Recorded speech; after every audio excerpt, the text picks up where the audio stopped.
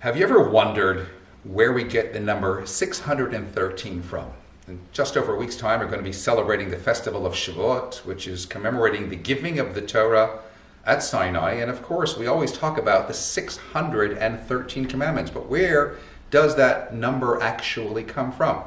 Maimonides and Nachmanides, amongst others, famously debate as to what constitutes a mitzvah, a commandment, and what doesn't. But ultimately, they both still work around the number 613 and strive to reach to that number. Where does the magic 613 come from?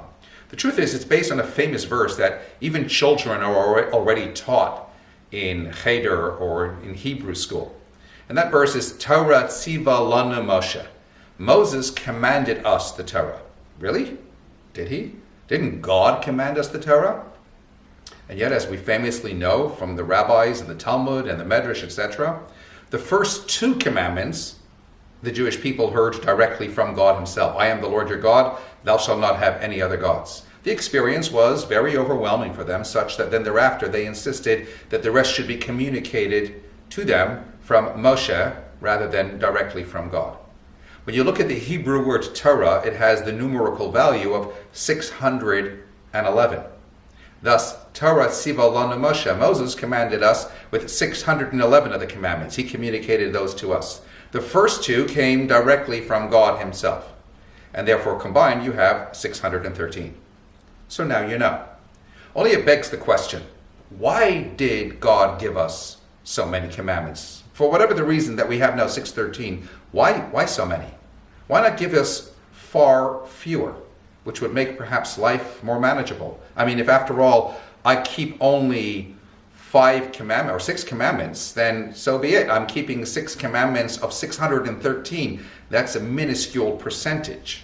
If you only gave me 12 commandments and I keep 6, then hey, at least I'm at 50%. So why give me all these commandments? The answer lies in the words of one very famous rabbi in a Mishnah that we often like to quote when we're learning in a shul or in a study program. Rabbi Hanania ben Akasha, Rabbi Hanania the son of Akasha said, God wanted to bestow a lot of merit on the Jewish people, and therefore he gave them a plethora of commandments. In other words, by definition, God gave me so many commandments so that I have an opportunity to be able to achieve and bring upon myself so much merit in their fulfillment. Fair enough. But then the counter argument is that also means that I have a lot more opportunity to mess up as well.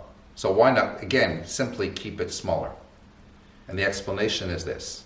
At the end of the day, when we do what we do, it's invariable that we tend to do it because of personal motive, because of personal agenda, because it makes me feel good, because I'm comfortable, or because it makes sense to me. And the downside of that is that at some point or another, when it no longer appeals to you, or no longer makes sense to you, then you're likely to reject it. The real challenge is for us to do what we need to do simply because, as in the 4 words every child has been taught by mom or dad, because I said so. By definition, to fulfill a commandment, simply pure, altruistic, without any ulterior motive whatsoever. And what the rabbi is telling us is that if we keep even but one of those commandments wholly, altruistically, without any agenda or ulterior motive, then that's our guaranteed ticket to heaven. And so yes, God gave us a plethora of commandments, 613. Why? So that ultimately, as a result, I can bring merit upon myself. By definition, of even but one of those mitzvot I'm able to do, simply because that's what God wants me to do, even if it takes me out of my comfort zone, then my challenge is still to rise to that particular commandment and ensure to do it accordingly.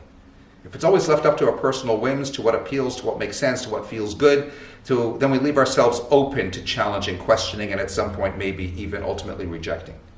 What the rabbi is telling us is that ultimately find that one mitzvah that speaks to you, that you find yourself drawn to, and maybe sometimes it takes you out of your comfort zone, but do it anyway. Do it right. Do it because that's what you want to do, but ultimately that's what God wants you to do. That's the real challenge and one of the primary messages that we need to take away from Shavuot. Shabbat Shalom.